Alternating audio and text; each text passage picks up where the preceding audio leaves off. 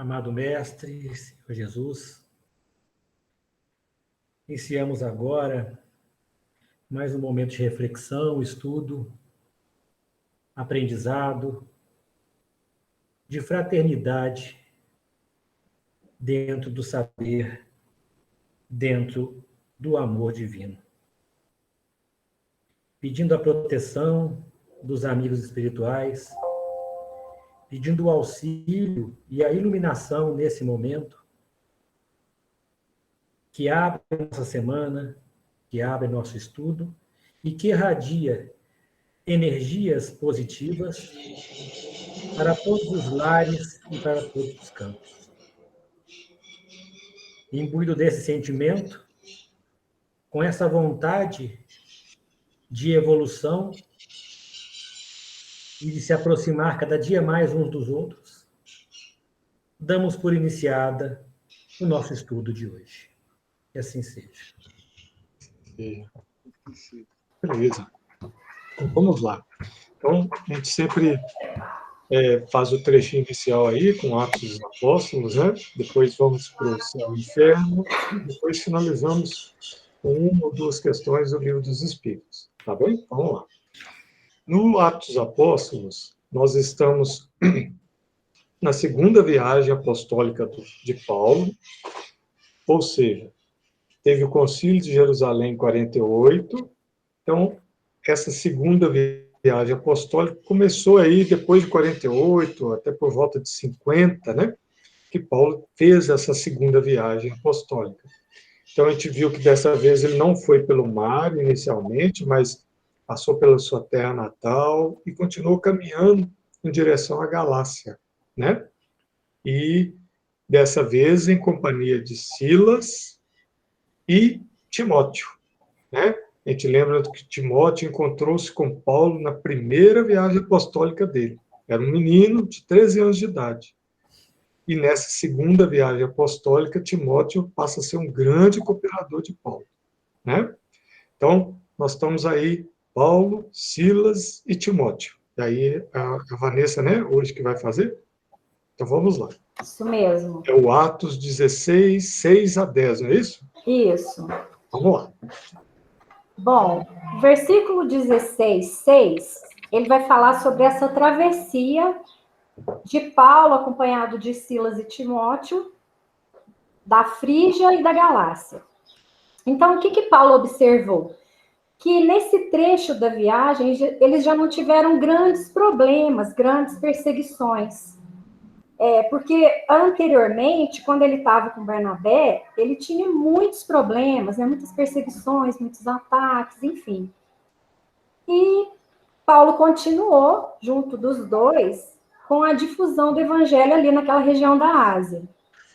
Mas numa noite, né, mediunicamente, claro, né, que vocês vão perceber nesses 4 versículos aqui, que em algumas passagens, Paulo, por ação mediúnica, né, ele conseguiu observar mensagens importantes para ele seguir o caminho.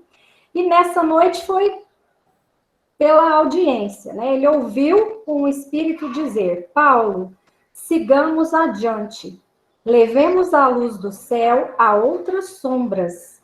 Outros irmãos te esperam no caminho infinito. E essa voz era nada mais, nada menos que de Estevão.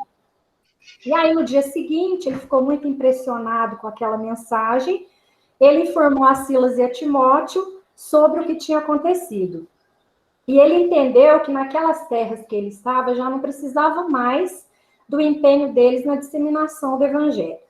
E aí, os dois assentiram sem discordar de nada. Já no versículo 16, de 7 a 9, vai ser o chamado deles para ir da Macedônia. Então, depois de uma semana desses acontecimentos, eles estavam indo a pé para Mísia. Aí Paulo, por intuição, ele entendeu que não era por ali que eles tinham que ir. Pensou em ir para Bitínia, mas também entendeu que não era. E ele interpretou isso, né, uma voz dizendo que não era por ali, como um espírito de Jesus, que lhe disse para mudar esse trajeto, né? O conduzindo, né, o incitando a ir por Troade. Então, nessa noite, eles se recolheram numa hospedaria muito modesta, e ali, mediunicamente, novamente, Paulo teve uma visão de um varão. Eles falam varão, mas era um homem, e ele tinha vestes que se assemelhavam a habitantes da Macedônia. Então, esse espírito, né, através dessa visão, disse a Paulo: vem e ajuda-nos. Aí Paulo entendeu ser essa uma ordenação de Jesus e que essa etapa agora não se daria mais por via terrestre, se daria por via marítima. Mas eles não tinham recurso nenhum. E sempre Paulo muito confiante de que a providência divina faria o que precisaria ser feito. Aí nos Atos 16:10, como ele recebeu essa informação importante, eles vão se dirigir à Macedônia. E saindo pela manhã, quem que ele encontra no mercado fazendo compras? Lucas. E nesse encontro, todos os dois ficaram muito felizes pelo reencontro, eles se abraçaram com muita alegria, e Paulo apresentou Silas e Timóteo para ele. E aí eles começaram a conversar, e Lucas informou que tinha 2 anos que ele estava trabalhando embarcado, né? Que era uma embarcação que estava parada ali, e ele trabalhava como médico dentro da embarcação. E ele estava indo em direção a Samotrácia. E Paulo começou, por sua vez, né, no diálogo ali, a contar quantas coisas que eles estavam fazendo, quantos desafios, e que era muito importante aquele encontro que ele estava tendo com ele, porque ele começou a entender determinadas coisas. E contou o seguinte: olha, há mais de 7 dias atrás eu tive uma mensagem, né, através da minha audição, e uma semana depois eu vi um homem em Macedônia. Então eu entendi que o nosso caminho é seguir para Macedônia, mas a gente não tem recurso, não. Nós não temos dinheiro para prosseguir a viagem. Aí Lucas falou: não, quanto a isso, vocês não se preocupem, que vai ser um prazer para mim seguir junto com vocês nessa embarcação. Aí Lucas contou também que sempre que ele podia, ele disseminava o evangelho e que ele estava desobrigado, né, das suas questões familiares, porque a mãe dele já havia desencarnado. Aí Paulo prontamente convidou Lucas para fazer parte dessa caravana, vamos dizer assim. Aí Lucas ponderou: mas eu trabalho como médico, como é que eu vou fazer? Ele falou assim: não, agora você vai ser médico de almas. Você não precisa abandonar necessariamente a medicina, não, mas a gente trabalha mais, né, através de você, com a medicina da alma, e você deixa essa oportunidade de trabalhar com a medicina da terra para alguns companheiros que ainda não tiveram essa oportunidade da iluminação evangélica. Aí Lucas ponderou e falou assim: não, eu vou seguir a viagem com vocês. E para os 3 foi uma alegria imensa tê-lo, né, como membro dentro dessa proposta de disseminação.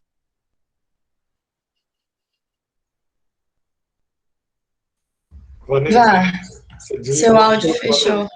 Ai, desculpa, o que vocês não ouviram? Não, Onde que eu parei? Lucas foi junto e pronto. Lucas foi junto, foi uma alegria para eles, eles estavam indo para Macedônia. E tem uma nota de rodapé, né, Luciano? Você quer falar? Eu falo da nota? É uma nota importante, porque mostra realmente a mudança da narrativa, né? Vamos lá. Isso. A mudança da narrativa é o seguinte: do versículo 16:6 até o 16:9, todas as falas do Evangelho estavam ligadas a uma terceira pessoa. E a partir desse encontro de Paulo com Lucas, ele foi usado na primeira pessoa do plural, porque aí o narrador dos fatos começa a se colocar como participante daquela descrição evangélica, né? Então, isso o versículo 16:10 é considerado o primeiro versículo das sessões em nós. Não é isso, Luciano? Isso. Que o autor se inclui na narrativa. Sim. Porque até então, Lucas, né, que foi quem escreveu os Atos dos Apóstolos, ele escrevia: Paulo deliberou ir para ali, Paulo viajou para ali, Paulo fez isso, Paulo aconteceu aquilo, Paulo foi apedrejado. ele conta a história do Paulo. Aí, nesse versículo 16:10 é importante, aí ele muda. Nós fomos para aí, nós deliberamos ir para tal lugar.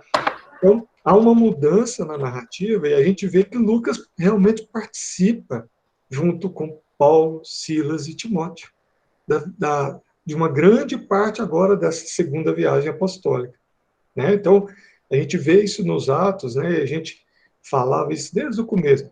Os Atos dos Apóstolos é um livro mediúnico. Então, agora a gente vê escancaradamente o processo intuitivo, né? Mediunidade intuitiva, audiente, de evidência de Paulo, para conduzir os seus trabalhos na segunda viagem apostólica. Né? E no próximo trecho, que vai ser o da semana que vem, nós vamos ver mediunidade corrompida, o uso, né, da médium para o ataque ao apóstolo. Então, a gente vê, onde tem mediunidade da Bíblia? É só um livro inteiro de mediunidade, que é os Atos dos Apóstolos, inteiro, mediúnico, inteiro. Ele já começa com o fenômeno mediúnico, a ascensão de Jesus. Né? Então, os Atos Apóstolos, assim, é impressionante como tem manifestação de mediunidade. Né? Mas é isso. Ô, Luciano, e assim, o que me chama muita atenção é como que a mudança de Paulo foi realmente, assim, por inteiro, efetiva. Ele não discutia nada, ele interpretava aquelas mensagens assim como um roteiro seguro, nunca questionou e aproveitando das facilidades que ele tinha, né, de convencimento, de oratória. Mas assim, o que mais assim, me chama atenção ele, depois da conversão, acabou. É verdade. Tem discussão, não tem nada. O que tem que ser feito é para ser feito. Daqui a pouco ele fala, né? Já não sou eu que vivo, né? Mas é o Cristo que vive em mim. Ele já não estava preocupado com o que era viver o Evangelho, até quando Deus quisesse, né? Paulo segue muito isso, assim, de uma grandeza, né, da alma, a hora que a coisa realmente... Essa é uma conversão absurda, né? A conversão que a gente vê era uma pessoa extremamente culta, preparada, pronta para seguir, ser um fariseu notável e vira a cristão com a mesma intensidade que ele estava sendo preparado para ser fariseu. Né? E passa a ser um grande difundidor do evangelho. Né? Beleza. Luciano, o próximo trecho, então, vai ser Atos. É a próxima página? De 11 a 15? Próximo, eu acho que a gente podia ver seria a conversão da Lídia. Que é esse próximo. Como ela é pequenininha, a libertação da pitonisa. Então, a gente vê do 16:11 ao 16:18, que aí a gente vai falar de fé, né, de cristianismo, e também vai falar de mediunidade, de obsessão. Certinho? Tá, só para eu anotar aqui. Então, de 16:11 ao 18. 16:18. E no final a gente vê quem pode fazer. Certo. Tá bem? Então, vamos lá. Céu e inferno. Então, gente, nós estamos na segunda parte, né, no capítulo 2, onde Kardec começa a evocar espíritos, né, ou pessoas que conviveram com eles, que eram amigos deles. Kardec começa a evocá-los e esses espíritos, por enquanto, são os espíritos que Kardec chamou de espíritos felizes.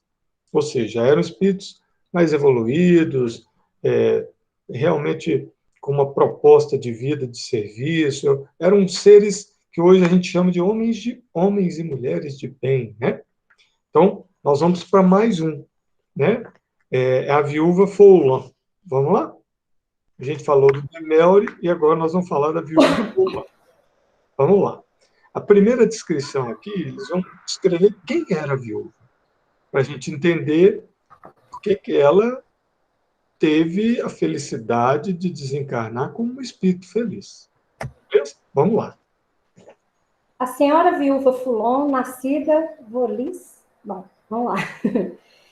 A senhora Foulon, falecida em Antibes, no dia 3 de fevereiro de 1865, morou por muito tempo no Havre, onde granjeou uma reputação como miniaturista muito hábil. Seu talento notável no início não foi para ela senão uma distração de amadora. Mas, mais tarde, quando vieram os maus dias, soube dele fazer um precioso recurso. O que, sobretudo, a fazia amar e estimar, o que torna a sua memória cara a todos aqueles que a conheceram, é a amenidade do seu caráter. São suas qualidades particulares, das quais só aqueles que conhecem a sua vida íntima podem apreciar toda a extensão. Porque, como todos aqueles nos quais o sentimento do bem é inato, não fazia ostentação dele, e dele nem mesmo desconfiava. Se há alguém sobre quem o egoísmo não tinha nenhuma presa, era ela, sem dúvida. Talvez jamais o sentimento de abnegação pessoal foi levado mais longe. Sempre pronta a sacrificar o seu repouso, a sua saúde, os seus interesses, para aqueles a quem podia ser útil. Sua vida não foi senão uma sequência de devotamentos, como não foi ela, desde a sua juventude, senão uma longa sequência de rudes e cruéis provas, diante das quais a sua coragem, a sua resignação e a sua perseverança jamais faltaram. Vamos lá. Olha, era uma senhora que inicialmente em sua vida, pela descrição, ela aparentemente tinha boas condições financeiras, mas já era aquela coisa que fala, o bem já era inato nela, né? Já era um ser com um certo grau de evolução, já voltado para o bem. E que inicialmente trabalhava com fazer miniaturinhas por prazer, pela arte. Mas, com os revés da vida, ela passa a sobreviver dessa habilidade que ela tinha de escultura, de pintura, né? Então, uma senhora que era de posses, que de repente perde os seus recursos, passa a ser arrimo de família e passa a conduzir a família com a sua arte, né? E aqui a gente vê que ela vai passar por duros padecimentos. Eles não vão descrever quais são os padecimentos, mas parece que ela era doente, no final ela vai começando a perder a visão. Então, é uma senhora que sofreu muito, foi dura, a vida dela foi dura, não foi tranquila, não. Nós vamos lá que ele vai descrever essa parte aí. Mas, como todo homem de bem ou mulher de bem, ela passou por isso com resignação, com firmeza, com perseverança. Vamos lá. Mas, ai, sua visão, fatigada por um trabalho minucioso, se extinguia dia a dia. Ainda algum tempo, e a cegueira, já muito avançada, seria completa. Então, ela não morreu cega, mas morreu com um déficit visual já muito importante. Vamos lá. Quando a senhora Foulon teve conhecimento da doutrina espírita, isso foi para ela como um raio de luz. Pareceu-lhe que um véu se levantou sobre alguma coisa que não lhe era desconhecida, mas da qual não tinha senão uma vaga intuição. Também o estudava com ardor, mas ao mesmo tempo, com essa lucidez de espírito, essa justeza de apreciação que era própria de sua alta inteligência. Então a gente vê um ser capaz, que entrou em contato com o espiritismo, e aquilo realmente a tocou profundamente, ela muito lúcida, muito inteligente, absorveu os conhecimentos que Kardec estavam começando a propor, né? Nós estamos aqui em 65, né? Logo assim, no meados, né? Nem começando, no meio aí do desenrolar da doutrina espírita, né? Vamos lá. É necessário conhecer todas as perplexidades de sua vida, perplexidades que tinham sempre por móvel, não ela mesma, mas os seres que lhe eram caros, para compreender todas as consolações que ela auriu nesta sublime revelação, que lhe dava uma fé inquebrantável no futuro e lhe mostrava o nada das coisas terrestres. Sua morte foi digna de sua vida. Viu-lhe as aproximações sem nenhuma apreensão penosa. Só um minutinho, gente, eu vou pôr para carregar.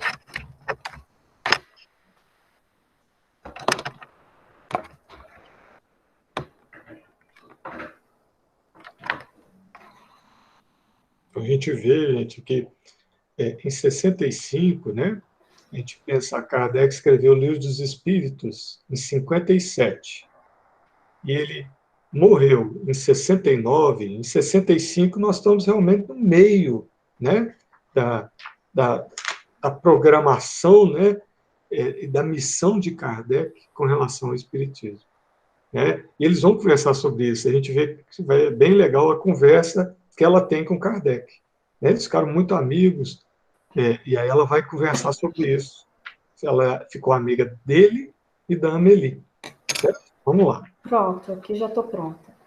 Viu-lhe as aproximações sem nenhuma apreensão penosa. Era para ela a libertação dos laços terrestres que deveria abrir-lhe essa vida espiritual benfazeja, com a qual estava identificada pelo estudo do Espiritismo. Ela morreu com calma, porque tinha consciência de ter cumprido a missão que aceitara vindo para a Terra, de ter escrupulosamente cumprido os seus deveres de esposa e de mãe de família, porque também havia, durante a sua vida, abjurado todo ressentimento contra aqueles dos quais tinha a se queixar, e que lhe pagaram com a ingratidão, que sempre lhes restituíra o bem pelo mal, e que deixou a vida perdoando-lhes, remetendo-os por ela mesma à bondade e à justiça de Deus. Olha, ela dá uma receita aqui, ó. A consciência com dever cumprido, primeiro como esposa e como mãe. Depois segue, né, dizendo que ela não preocupava com o mal que haviam lhe feito, ou que alguém a tivesse prejudicado, e até esse ela os perdoava, né? E além disso, ela manteve a fé na justiça e na bondade de Deus. Né? Então, você vê um dever pessoal, um dever com o outro e um dever com Deus. Né? Vamos lá. Enfim, ela morreu com a serenidade que dá uma consciência pura e a certeza de estar menos separada de seus filhos que durante a vida corpórea, uma vez que poderá, doravante, estar com eles em espírito, sobre qualquer ponto do globo em que se encontrem, ajudá-los com os seus conselhos e cobri-los com a sua proteção. Isso aqui, gente, nós vamos entender no final um pouquinho, que uma das filhas dela mudou para a América.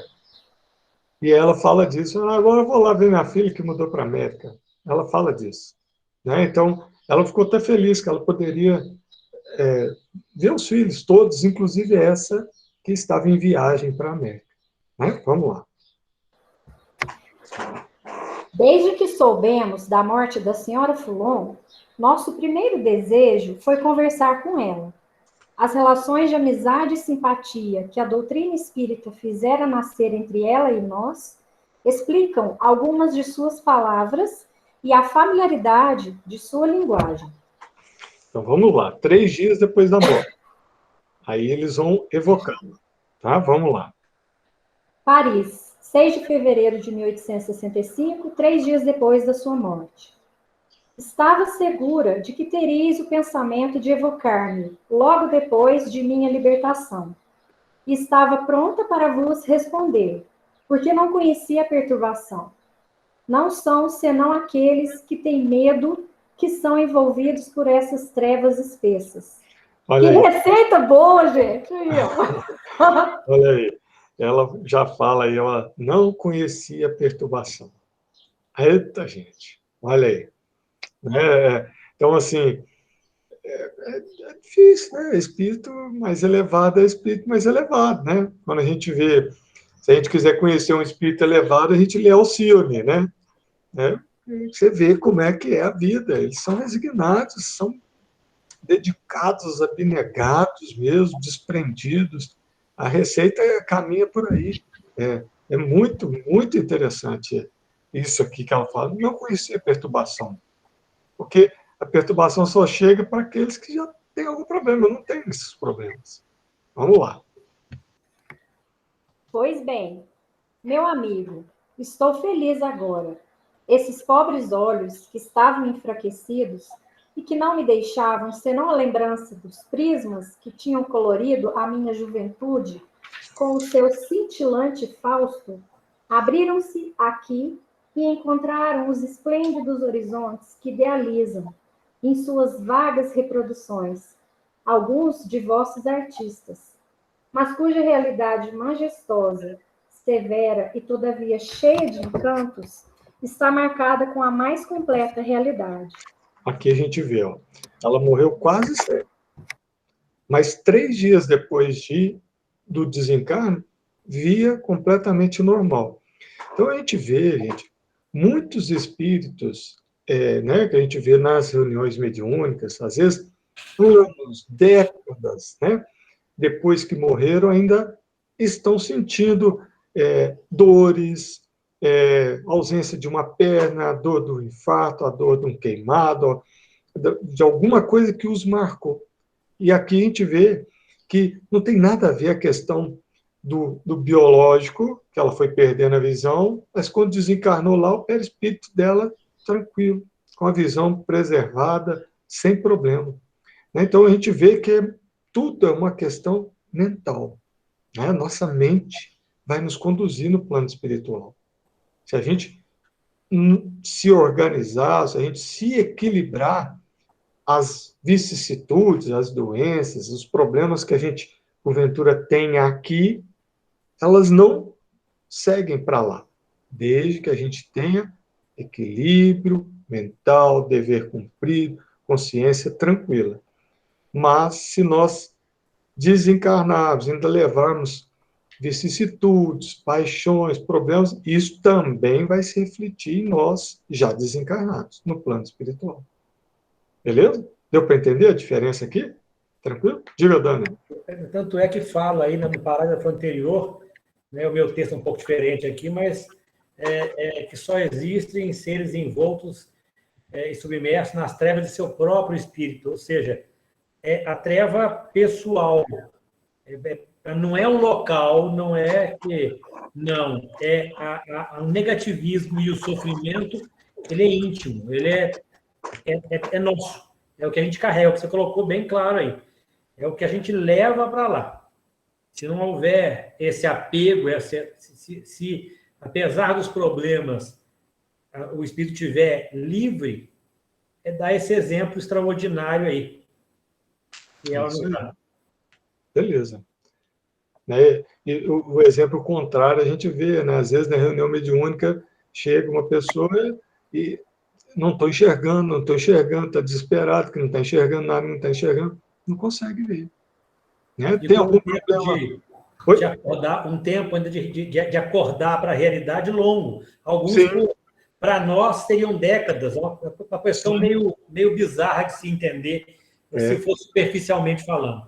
E é triste para a gente ver isso na reunião, assim, uma coisa que toca o coração mesmo, porque é uma tristeza, é um desespero para aquele espírito que há anos ali perdido, às vezes em regiões ruins, e chega um desesperado quando você conversa alguma coisa num nível melhor, né, numa reunião, aquilo é um refrigério para ele, isso é verdade, você não vai...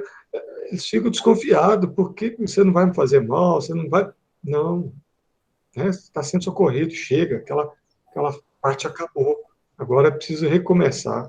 É difícil isso, né? É triste a gente ver irmãos nossos passarem por problemas seríssimos no pós-desencarne, né? De tocar mesmo, né? De a gente ter compaixão mesmo, porque a gente erra aqui e vai para o plano espiritual de uma maneira completamente desequilibrada, e aí sofre. É duro. Né? Vamos lá. Não faz senão 3 dias que morri, e sinto que sou artista. Minhas aspirações rumo ao ideal de beleza nas artes não eram senão a intuição de faculdades que estudara e adquirira em outras existências, e que se desenvolveram na minha última. Olha aqui para a gente ver. O encadeamento das encarnações. Né? Ela desenvolveu habilidade em encarnações pregressas. Né? E ela vai ganhando em aperfeiçoamento da sua arte. Ou seja, Einstein não é um físico extraordinário porque encarnou agora com o toque de Deus. Não. É Picasso, Michelangelo, Chopin, Leonardo da Vinci. Nós temos uma coleção, Rousseau, ou seja, é mérito daquele espírito que trabalhou para isso e foi adquirindo aptidões, né, cada vez maiores, e a gente vê que as nossas encarnações estão realmente encadeadas, né? Elas estão ligadas uma na outra. E nós vamos desenvolvendo essas habilidades ao longo das eras. Né? O interessante, Lu, o texto que ele demonstra ali não só essa ligação de vidas passadas, mas da continuidade, não é no pós-vida, é na vida real. Na vida real. Você vem para cá, no período como da escola, vem para a escola, aprendeu, volta para casa aprendendo, vem para a escola e fica nesse ciclo. Inclusive, a própria literatura espírita traz aí situações interessantes, como de questionamento, lá no plano espiritual tem uma cópia. Fala, não, a cópia está na Terra, que é o original. Não é? É extraordinário isso, porque o desenvolvimento se dá aquela coisa, eu tive um sonho, eu acordei com uma ideia. Não acordei, não veio do nada, não é aquele sopro, é trabalho, é desenvolvimento. Científico, artístico, todo o desenvolvimento moral, né? Que é constante, não tem descanso, não. A gente tem o livro, né? Evolução em Dois Mundos, fala exatamente isso, né? Ora aqui, ora lá, ora aqui, ora lá, e vamos evoluindo moralmente e habilidades técnicas também, né? Beleza. Aquela história do morreu, descansou, não funciona para Não, graças a Deus que não. Vamos lá. Mas quanto tenho a fazer para reproduzir uma obra-prima digna da grande cena que fere o espírito, chegado à região da luz? Pincéis, pincéis. E eu provarei ao mundo que a arte espírita é o coroamento da arte pagã, da arte cristã que periclita, e que só ao espiritismo está reservada a glória de fazê-la reviver com toda a sua ostentação, no vosso mundo deserdado. Olha aqui para você ver, gente, uma coisa muito interessante. Ela fala que o espiritismo é o coroamento da arte pagã. Ou seja, o que é o paganismo? É o politeísmo greco-romano. Né? Então, a coisa começou lá atrás, era o politeísmo greco-romano. E depois, que era, talvez, um dever dos nossos irmãos católicos, seguir com isso. Só que ele usa a palavra periclita aqui, que na verdade caminha para a ruína, que vai decaindo.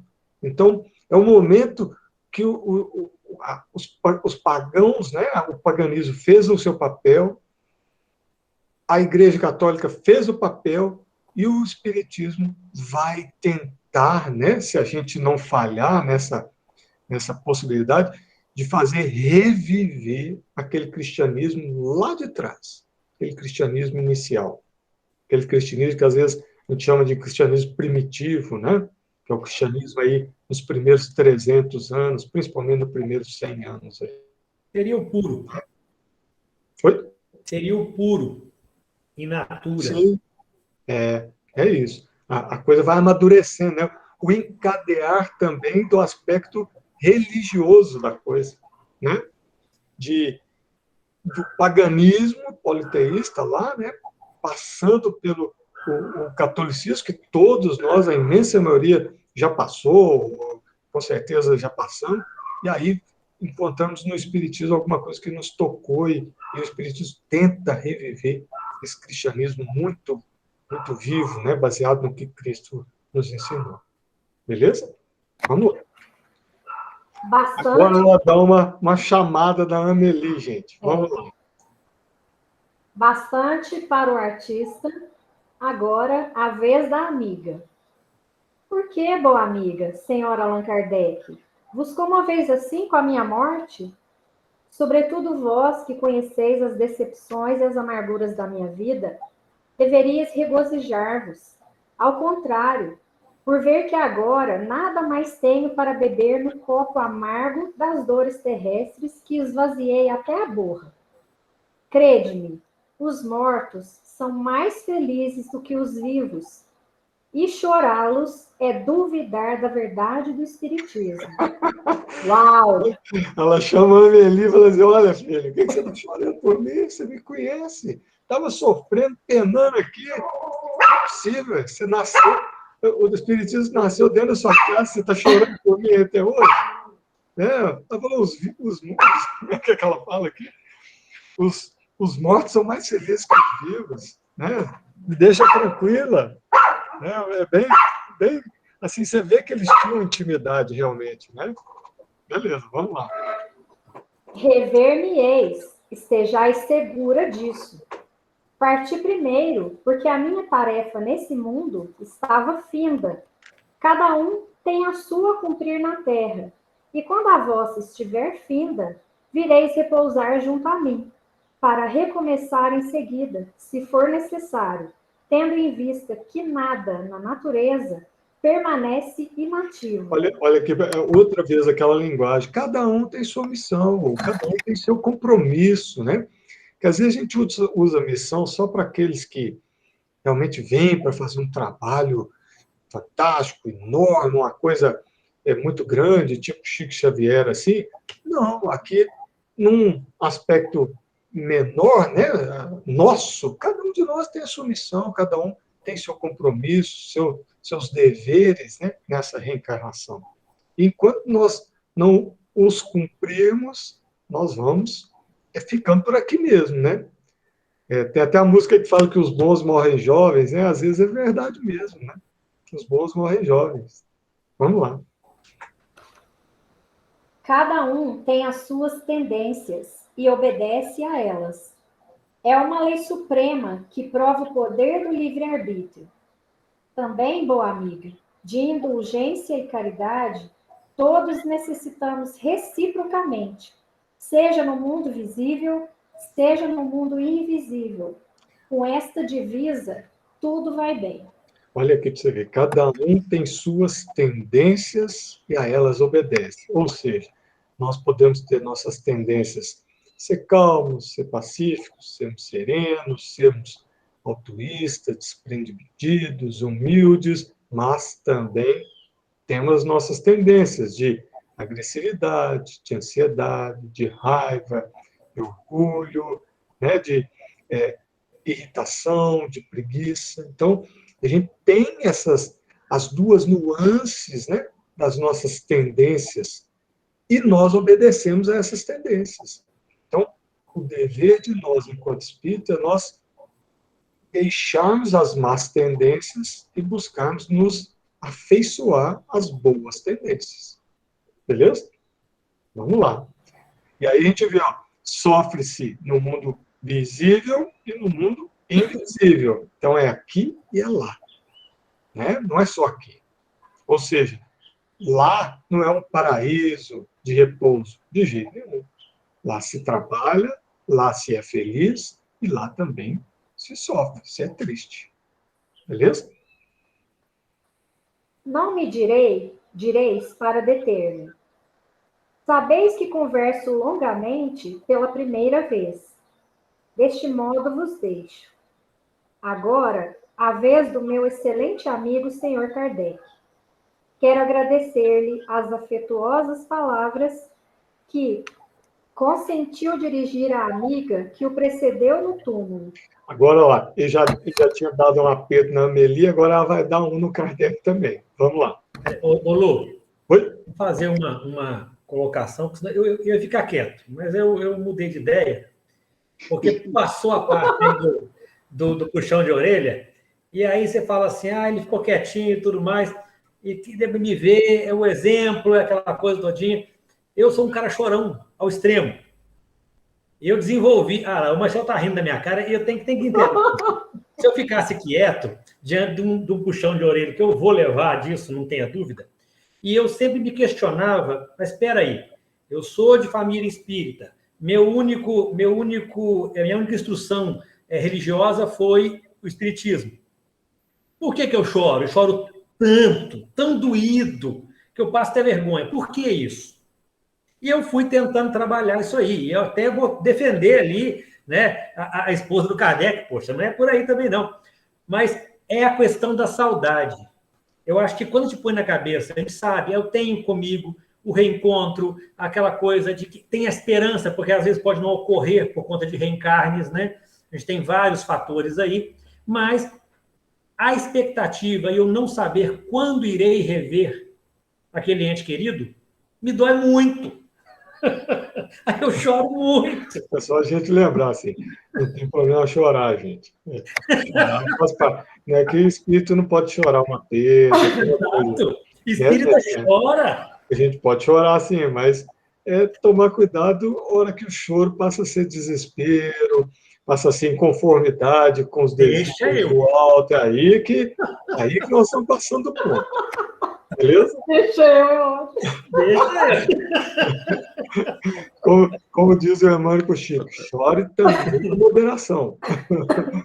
Daniel, mas essa questão sua, a questão sua do choro com o desencarne, né, ser tão intensa, você vai gastar ainda muitas encarnações, porque você chorou até copiosamente com a morte do Simba no Rei Leão, né? Então, ou seja, para você não tem jeito, cara, não tem solução. Não tem solução. Emoção, sentimento. Tem que respeitar. Então, é uma defesa muito pessoal, mas que eu acho que vai servir para mais alguém que venha ouvir isso, tá bom? Vamos lá, vamos ver ela puxar a orelha do Kardec aí agora. Vamos lá. Porque pouco faltou para partirmos juntos para o mundo onde me encontro, meu bom amigo. Aí está dizendo que ela faz alusão à doença da qual fala o doutor Demério. Você lembra que o Demério, lá da semana passada, ele falou com o Kardec, eles estavam tentando ajudá-lo, que ele tinha que maneirar no trabalho, porque ele, senão ia cometer um suicídio voluntário, ele ia morrer antes de terminar a sua missão. Né? E aí eles tentaram intervir para ajudar o Kardec. Né? E aqui o Kardec ainda tinha mais um tempo para levar. Né? Ele tinha que ir mais 4 anos aqui para ele finalizar a obra. Né? E aí ela fala isso para ele de novo. Ela também puxa a orelha do Kardec. Vamos lá. Que teria dito ela, a companheira bem-amada de vossos dias, se os bons espíritos nisso não pusessem boa ordem? Então ela teria chorado e gemido, e eu compreendo. Mas também é necessário que ela vele para não vos expordes, de novo, ao perigo antes de acabar o vosso trabalho de iniciação espírita. Sem isso, correis o risco de chegar muito cedo entre nós e de não ver como Moisés a terra prometida senão de longe. Tende-vos, pois, em guarda. É uma amiga quem disso vos previne. Então, ela fala para ele, você não pode, você tem que terminar o seu trabalho. Né? Ainda faltavam 4 anos aqui. Né? E aí ela faz uma alusão a Moisés. Por que a alusão a Moisés? Moisés chegou no Monte Horebe, né? no Monte Nebo, e ele viu a Terra Prometida, mas ele morreu antes. Quem chegou com os hebreus na Terra Prometida foi Josué. Né? Por isso que ela fala a alusão. Se você abusar, você vai morrer antes de terminar a sua missão, vai ter que vir outro para terminar a missão, né? Como aconteceu com Moisés. Ô, Lu, Oi? eu acho que aproveitar também essa colocação, esse detalhe que você levantou, referente à menção, já feita em seguida, por dois espíritos amigos que estavam ali desencarnados brevemente, que uma das funções, aliás, que teve a dificuldade do espiritismo é provar a realidade do que era trazido. Aí você vê outro espírito reforçando a informação dada pelo anterior. Eu não reparei aqui a ordem exata, mas creio eu que é em ordem cronológica. Mas eu que, da época da codificação, um dos aspectos interessantes para se retirar a verdade é que eram mensagens com teor que não era contraditório, muito pelo contrário, até complementar, em locais diferentes, por grupos de trabalho. Era uma coisa interessantíssima, porque a característica da verdade é que ela é imutável, atemporal. Sim. Não é? E ela é onipresente, ela se manifesta de forma igual a todo tempo, em locais variados, com pessoas variadas, independente de religião. Eu acho isso aí fundamental. O Demeure, né, foi no final de janeiro, e a nossa amiga aqui, a viúva Fulon, foi agora no começo de fevereiro. Né? Vamos lá, vamos finalizar a fala dela aqui. Agora me vou. Retorno para junto de meus caros filhos. Depois vou ver, além dos mares, se a minha ovelha viajante chegou enfim ao porto, ou se ela é o joguete da tempestade, uma de suas filhas que morava na América. Que os bons espíritos te protejam. Vou juntar-me a eles para isso. Voltarei a conversar convosco, porque sou uma conversadora infatigável. Disso vos lembrais. Adeus, pois, bons e caros amigos. Até breve, viúva Fulon. É muito legal, né, gente? Olha para você ver, está ao lado deles, vai trabalhar com eles, a gente chama atenção para alguns assuntos. A espiritualidade faz muito para tentar nos colocar na linha, né? Eles tentam, realmente, né? A gente precisa realmente nos entregarmos aí, é isso aí, que eles estão muito, nossos mentores, aqueles que nos são simpáticos, estão muito a fim de que a gente acerte, né? Bem legal isso. Diga você.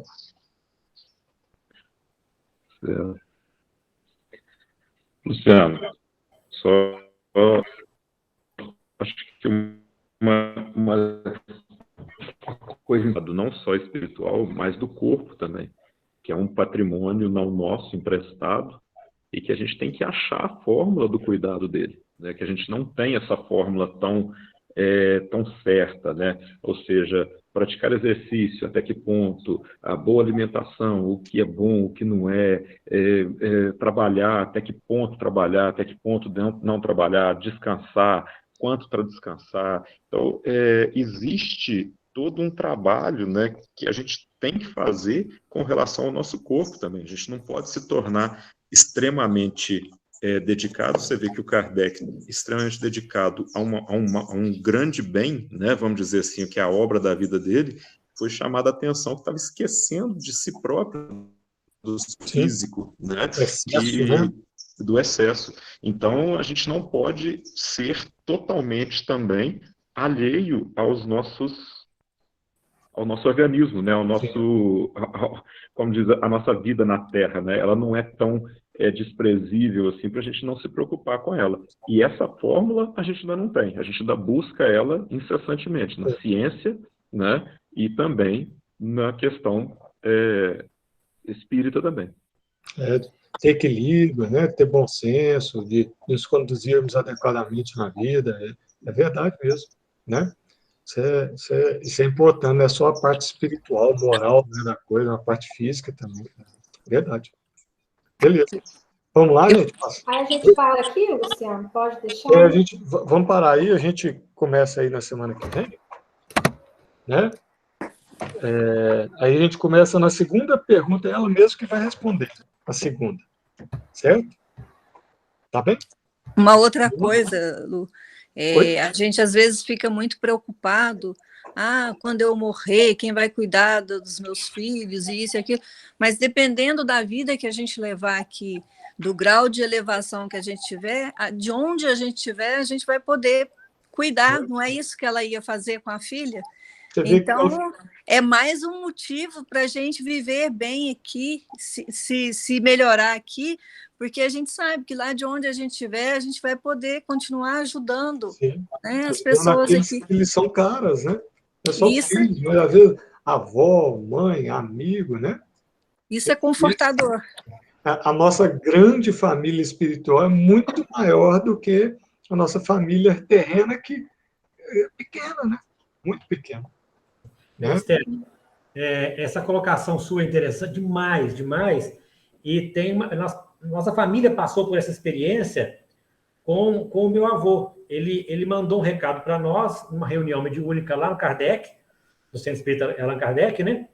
E ele era, eu só comentei isso aqui, que ele falava que tinha um pouco de medo de morrer, né? E ele falava, mas espírita com medo de morrer? Aí na mensagem ele fala, eu descobri que eu não tinha medo de morrer. Eu tinha medo de deixá-los sem saber como é que vocês ficariam e eu não poder ajudar. Hoje eu vejo que não. Já estou aqui trabalhando, auxiliando com o meu grupo, entendeu? Inclusive, ele teve a chance de se encontrar e trabalhar junto com um amigo daqui, que foi encarnado com ele, o Tião Serafim, né? E ele falando, hoje eu vejo que eu posso ajudá-los, eu posso estar próximo de vocês e olhar até mais do que aí próximo. Uma coisa assim, que você fala, tá bonito na literatura. Quando é próximo, você vê, e com citações tão peculiares como foi o caso, é o que você falou, isso aí é um alento extraordinário. É um bálsamo. Nossa, mas eu choro mesmo assim. Eu também. Recentemente, na reunião mediúnica, a gente teve, né, uma comunicação de um filho pedindo para a gente consolar a mãe, que ele estava bem, que a mãe estava muito preocupada, espírita, família espírita e tal, que ele não precisava disso, né? Estava tudo tranquilo, que ela para ela ficar em paz, que ele estava bem, né? Vamos lá, é verdade, isso acontece, não é só em livro, não, é do nosso lado mesmo.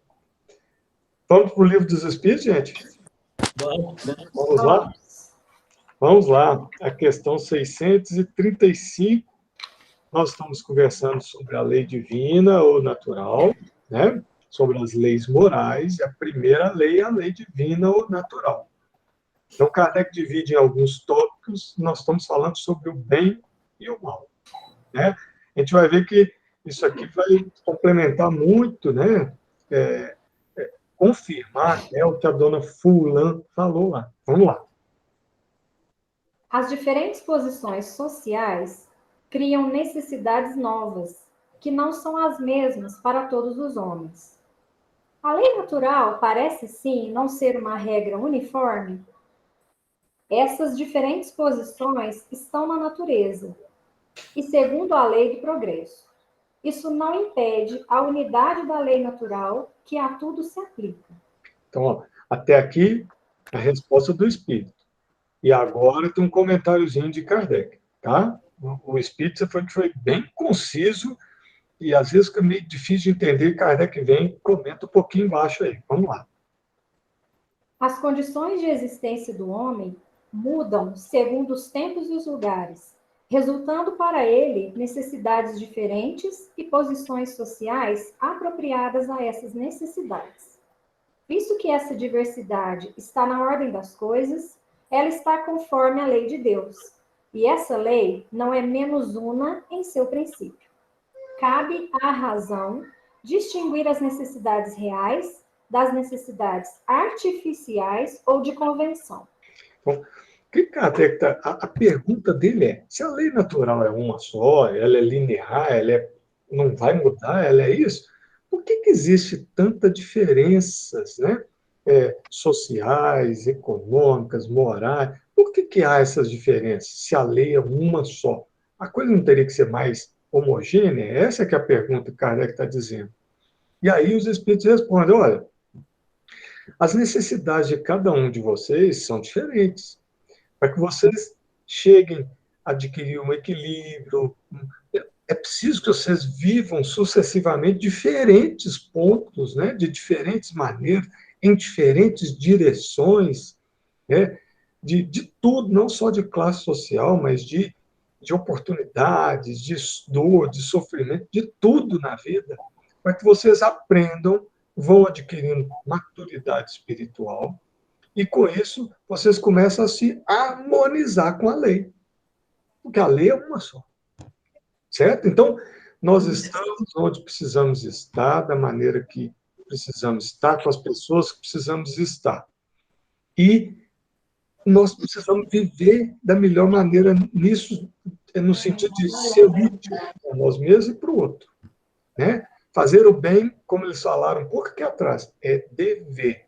Não é, ele é bonzinho, faz o bem. Não, fazer o bem é dever. E nós temos que amadurecer isso dentro de nós. Beleza? Diga, Ana Cláudia. Luciana, isso é uma escolha reencarnatória também, né? Justamente para esse crescimento, né? Sim. Às vezes nem tanto, às vezes é escolha, mas às vezes é necessidade, né? Às vezes pode ser escolha. Uma imposição, vamos dizer assim. Às vezes vem, você quer ficar assim? Não, mas é melhor você ir ali. Uma coisa assim. Então, aí, a gente, como um bom aluno, a gente baixa a cabeça, então tá, eu vou onde o senhor mandar. É assim mesmo, desse jeito. Para nosso próprio crescimento espiritual. Beleza? É bem interessante, porque essa discussão aí, que envolve essa questão, ela é muito recorrente. É muito comum essa discussão de virar e eu me questionar, falar, mas qual que é mais difícil? Você vir pobre ou você vir rico? Você vir assim ou vir assado? É muito complexo você padronizar. É como bem disse a Ana Cláudia ali, você colocar ali, pode ser escolha. Quando a gente escolhe, a coisa nem sempre, às vezes, sai como é o colocado. Quando vem imposto para nós, é porque a necessidade está ali premente. Tem que passar por aquilo. Mas você virar e falar assim, não, o que é mais? Vamos botar bem no basicão. Qual que é mais difícil, a riqueza ou a pobreza? E um dia, num estudo, alguém falou assim, não, mas é claro que é ser pobre. A pessoa falou assim, né? É claro que é ser pobre. E eu virei e falei, mas não é fácil passar necessidade. Mas e a responsabilidade inerente ao ter muito, que gera a obrigação de fazer o bem, ela é natural, nós temos a obrigação de fazer o bem, e com meios de fazer, é mais complicado. Então, qual que é mais difícil? Não é difícil de colocar, não vamos ter regra para isso. Por isso a necessidade de passar por todas, para que a gente consiga passar da melhor forma possível, enxergando o lado bom e construindo em cima da dificuldade. Sim. Essas mudanças são muito necessárias, gente. Sucessivamente, a gente precisa ter essas mudanças para a gente aprender a viver nisso, para a gente se equilibrar dentro dessa vivência espiritual. Essas mudanças têm que existir, né? Às vezes a gente pensa que não, mas é verdade. E não é uma só vez, não. A gente vai salpicar ainda várias vezes em diversos meios, nível social, nível cultural, oportunidade de trabalho, né? Mas eu tenho um conceito disso, Daniel, que você estava falando aí, né? Que se a gente olhar num contexto de sofrimento, né, talvez seja difícil mesmo a gente pensar que ser pobre, muito pobre, né, vamos nos extremos, né? Você passar pela provação da pobreza seja muito mais difícil que da abastança. Mas a gente tem que pensar num contexto de vida eterna. E no contexto de vida eterna, a gente está trabalhando o nosso crescimento e evitando o nosso endividamento. Nesse aspecto, eu acho que a abastança é muito mais difícil do que a pobreza. Muito mais difícil, né? Porque você pode contrair dívidas incalculáveis com o recurso à sua mão e você, no egoísmo seu, não prover o recurso a quem precisa ao seu lado. Né? Lembrando que a caridade... fazer. Essa semana eu estava andando, né, eu estava indo para trabalhar e pensando nisso, sobre a responsabilidade da caridade, né? E aí vem umas pauladas. Ser espírita não é fácil, não. A gente toma uma paulada toda hora, né? Assim, é difícil mesmo, né? E eu vou escutando o Evangelho e estava escutando o Evangelho e falando sobre isso, que o verdadeiro espírita, ele não acolhe aquela pessoa que o procura. ele tem que ser caridoso a ponto de preceder o pedido de quem está precisando de ajuda para não expor seu irmão à humilhação de pedir. Ou seja, olha a dificuldade disso, né? Mas, desculpa, Andiara. Não, desculpa eu que te interrompi. Ô, Dani, mas se não me engano, no próprio Evangelho, segundo o Espiritismo, lá está escrito, se não me engano, que a prova da riqueza é pior que a prova da pobreza. É lá mesmo. Nesse sentido aí que o Marcial falou mesmo. Ter condições de auxílio, né, de ajudar as pessoas, e muitas pessoas se perdem na questão material, né, e esquecem de ajudar o próximo, né, ficam só acumulando. Andi, foi justamente o contraponto que eu fiz no momento da discussão, porque a pessoa colocou a pobreza é mais. E eu vim e fiz o contraponto, mas também não posso desmerecer a dificuldade de todas as outras. Agora, e a possibilidade de endividamento é muito maior quando você se perde desvirtuando para o ter e esquecendo do ser. E esse é um dos maiores problemas, talvez, que a gente enfrente. A gente sempre preocupar com o ter e não com o ser. Né? E ter o quê? Eu preciso de ter a parte moral. O restante, ele acaba sendo, de uma certa forma, vem. Né? E eu tenho, às vezes, aulas, conversando, quando minha avó está um pouco mais lúcida, ela um dia falou assim, olha, a gente vivia na roça, 12 filhos que vingaram, né, porque eram 16, mas 12 ou 13 vingaram, aquele tanto de gente plantando e fazendo, não faltava nada, a gente não tinha luxo e a gente era feliz. Então, é uma visão que talvez não tenha hoje, porque nós somos constantemente assediados pelo ter. Constantemente fragilizados pelo ter.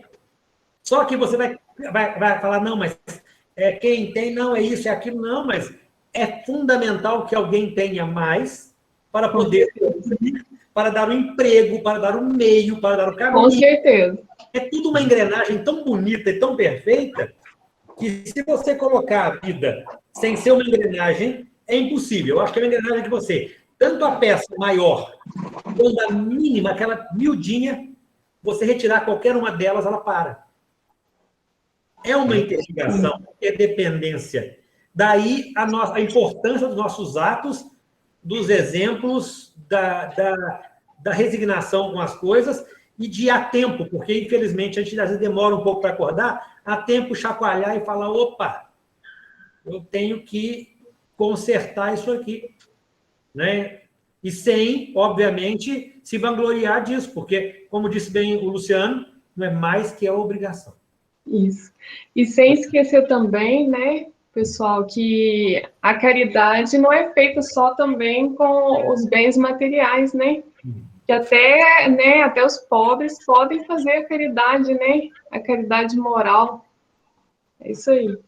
E a gente percebe que nós aqui, nosso grupo, lá no centro, por exemplo, nós temos gente que tudo quanto é jeito, com autoconhecimento, baixo conhecimento, com fartura de material, com dificuldades, temos gente de tudo quanto é jeito. E a gente consegue discutir entre a gente sobre isso. E quando é de fora, a gente não tem que impor nossas ideias, porque olha como é complicado você explicar esse ponto de vista que vocês falaram aí para uma pessoa de fora.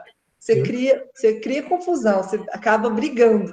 Falar que ter dinheiro é bom, não ter também é bom, é complicado, né? Entre a gente cabe a gente aqui ser mais esclarecido nesse ponto. Nessa hora, um exemplo. Vai funcionar mais, vai ser mais sólido que tudo. E eu já falei muito hoje, não puxa a orelha não, mas a Andi falou aí sobre a questão de não ser o material, me lembrou também uma passagem que, segundo me lembro, estou ficando caduco já, Madre Teresa de Calcutá disse que ela passeava pelas ruas, um mendigo pediu uma esmola e ela disse que não tinha. E o que ela fez? Ela deu um abraço. Esse mendigo caiu em pranto, assim, inconsolável, e disse a ela, eu não me lembro quando foi a última vez que alguém encostou em mim. Ou seja, a forma de ajudar, ela vai do mínimo ao máximo de acordo com o que você tem. Então, você pode ajudar com uma palavra, com um olhar, entendeu? Com o ouvir. É fundamental. É isso, moçada.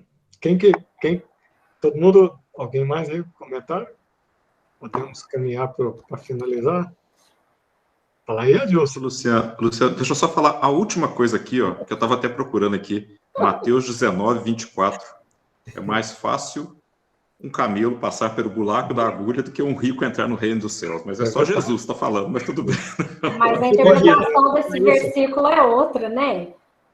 Esse buraco da agulha e o camelo é outra coisa. Eu sei, mas assim, é alusão da dificuldade, né, de tudo, né? Assim, é só uma questão de ser difícil mesmo a pessoa com abastança conseguir sair bem, vamos dizer assim. Ah, não, gente, então, ó, semana que vem pode fazer o favor de explicar essa interpretação aí que eu fiquei curiosa. Pode deixar, eu vou procurar e vou falar para vocês, que eu já li isso em algum lugar, mas, assim, a visão literal do versículo faz com que pareça mesmo, né, muito mais difícil. Pode não ser. Apesar de ser uma prova dura, mas tem tanta gente que tem sucesso com ela, né? É o que eu penso. Com certeza. Vamos lá. Quem que faz os atos semana que vem, gente? Tem alguém aí que se habilita a fazer o ato 16:11 até... Como é que é? 16:11 até 16:18. Alguém aí, gente? Ana Cláudia, eu já vou chamando a listinha. Fátima, Daniel, Marciel, Esther, Ana. Eu posso tentar? Assim, eu não sei se vai dar muito certo, porque eu nunca fiz, né? Sim, Com certeza. claro. Excelente. Coisa boa. Ótimo. Aí eu vou tentar, então, esse daí, tá? Não sei se vai sair direitinho como vocês fazem, mas eu vou tentar. Com certeza está. Fica tranquilo. Então tá bom, então. Esse então, eu faço. 16:11 até 16:18, tá? Tá, jóia. Conversão da Lídia e da libertação da Pitonisa. Tá? A Pitonisa seria uma médium, uma bruxa, né? Beleza? Certinho? Tá, jóia. Tá bom. Vamos lá. Então, certinho, vamos lá.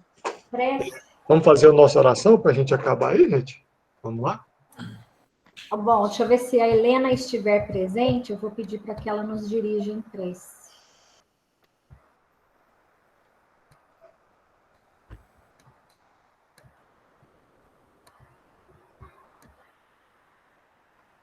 Helena?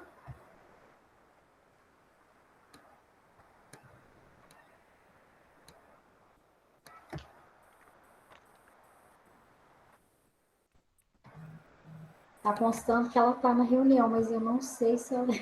É tipo a Adriana aí mesmo, Adriana. Adriane. Vai fazer? Eu? Mas já vai treinando. Já vai desinibindo. Tá bom. Mestre Jesus, espiritualidade amiga, mais uma tarde nos reunimos para o estudo que nos alimentou a alma e o coração. Agradecemos com alegria por tudo que recebemos nessa tarde. E que um pouquinho de tudo que recebemos nós também consigamos enviar para quem tanto precisa esses dias, de tanta turbulência que estamos passando. Mas aí eu perdi. Que o Senhor nos guarde essa semana, nos proteja e nos guie. Que assim seja. Que assim seja. Beleza. Ótimo. Gente, boa tarde a todos. Boa tarde. Aí, né? Uma boa semana para todo mundo. Boa semana.